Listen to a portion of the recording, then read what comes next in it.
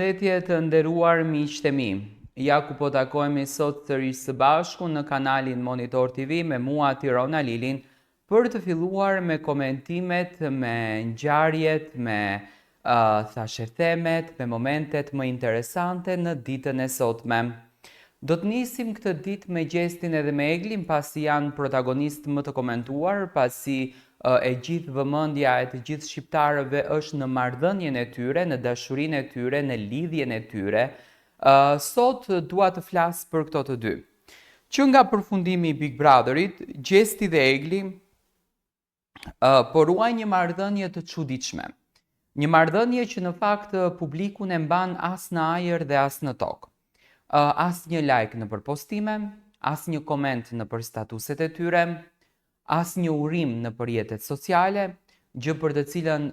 ka ndodhur edhe tek motra e Gjestit sot. Blerina akoma nuk e ka uruar vllaun e saj për ditëlindjen, zakonisht motrat urojnë vëllezërit për ditëlindjen, ose e kanë këtë fenomenin që të urohet në orën kur ka lindur, e presin ndoshta orën, se varet në çfarë ora ka lindur, por gjithsesi publiku po befasohet nga që ne jemi mësuar që njerëzit tanë të dashur, miq të tanë,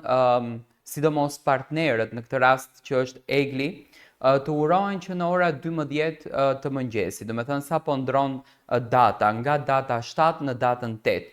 Egli çuditërisht nuk ka postuar asnjë gjë në Instagramin e saj. Dhe jo më kotu nga më thënë që po ripërsëritet historia mes Eglit edhe mes Romeos, kësaj Heidit dhe Romeos. Për shembull, në kohën e Heidit dhe të Romeos, nëse mbani mend, Heidi nuk nxori asnjë fotografi dhe nuk ja uroi fare ditëlindjen Romeos, dhe që aty shqiptarët u quan pesh çfarë po ndodh me këtë çift, çfarë po ndodh me lidhjen e tyre. E njëjta gjë, e njëjta situatë po bëhet edhe në marrëdhënien të Gjestit edhe të Eglit. Egli në asnjë fotografi nuk uron Gjestin dhe nuk e bën tag në Instagram ashtu siç ne jemi mësuar të shohim personazhet publik, qoftë edhe ato të rëndomt. Por mbi të gjitha, besoj që nuk është e bukur dhe nuk është etike për publikun të veprohet në këtë formë, sepse ne e dim shumë bukur që ato të dy janë bashk, ato udhtojnë bashk, ato veprojnë bashk, ato ndjekin karrierën e tyre, ndjekin artin e tyre. Vetë 2 ditë më parë, do me thënë, u panë në Prishtinë duke ikur për të bërë një kontratë, dhe mbi të gjitha edhe për të fotografuar një moment të bukur të jetës së tyre, që në këtë rast Egli nxori një fotografi nga Prishtina duke shkruar Urera Prishtinë, por çuditërisht ato vendosin që të mos urojnë njëri tjetrin në publik. Unë mendoj që etike dhe njerëzore dhe shumë e bukur do t'ishte që Egli dhe Gjesti të bënin urimin publik. Për çfarë arsye? E para njëherë për të respektuar këtë publik i cili ju ka dhënë dashuri për 3 muaj me radhë. Këtë publik i cili ka harxuar nga lekët e veta për të votuar këtë çift. Dhe qëllimi i kësaj vote ka qenë që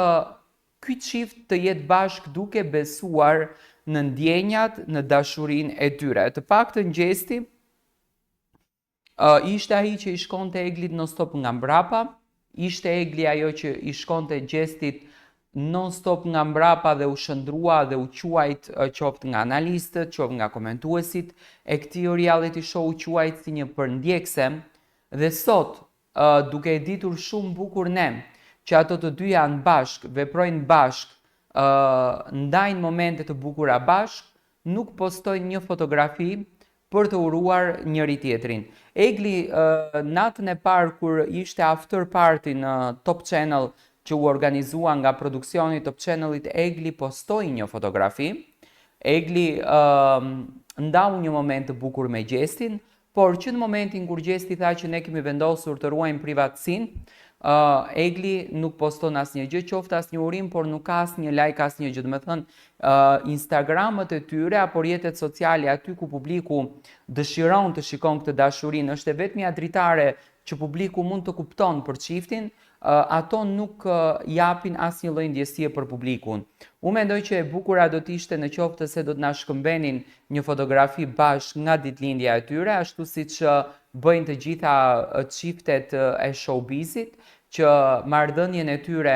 lidhjen e tyre, dashurinë e tyre duke qenë personazhe publik, e kanë të publikut, e kanë të klikuar, i ndajnë momentet e bukura me publikun, dhe jo më kot quhet personazh publik, do me thënë nuk e ka kot këtë pjesën. Nuk e dim se sa do të munden marrëdhënien e tyre, lidhjen e tyre ta mbajnë kaq privat Egli dhe Gjesti, sepse kam frikën se do t'ju kthehet një bumerang nga ana e publikut, por do t'ishte e bukur që me ne të ndanin momente të bukura nga ditëlindja dhe të gëzonin super kënaqësi edhe publiku. Ndoqa pak një intervistë të Krisës në Top Channel mëngjesin e sotëm, ku Krisa tregoi që Gjesti tashmë po punon me shumë intensitet të lartë, po punon me shumë energji të bukur, do të sjellën shumë këngë, edhe e tha në mënyrë qesharake që Gjesti tashmë nuk kapet, por e la të kuptueshme që Gjesti nuk ka ftuar askënd nga Big Brotheri në ditëlindjen e tij dhe pikpyetje në qoftë se do të bën një ditëlindje shumë të madhe, do të rekomandojmë ato fjalë që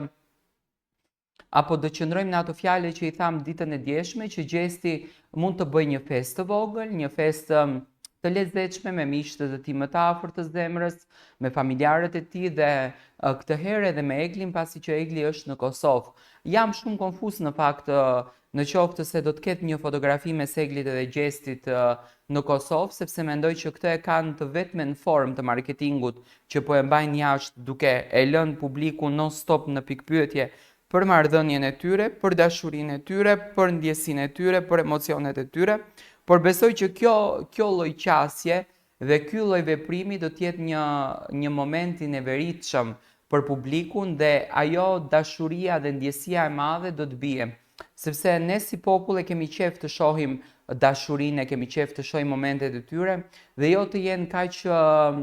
kaq të mbyllur me njëri tjetrin apo ta përdorin këtë formë të marketingut që për mendimin tim është forma më e gabueshme e zgjedhur. Por gjithsesi Gjesti dhe Egli kanë vendosur kështu. Gjesti sot feston ditëlindjen e tij,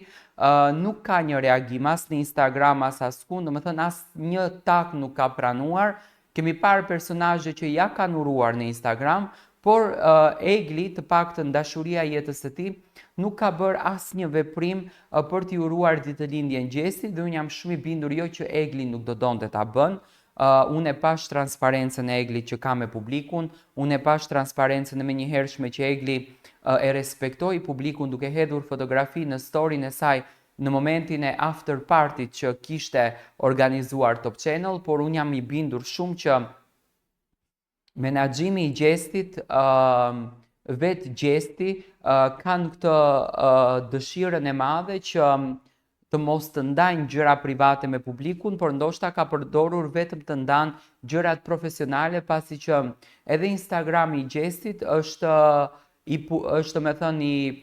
i mbushur, le të themi, me postime që janë vetëm të profesionit të tij. Nuk ka shumë postime, deri më tani ka vetëm 3 postime nëse nuk gabohem, dhe ato janë vetëm të profesionit të tij. Gjithsesi gjatë gjithë ditës do të shohim se si do të shkon kjo festë dhe nëse do të kemi diçka ekskluzive nga festa e Gjestit.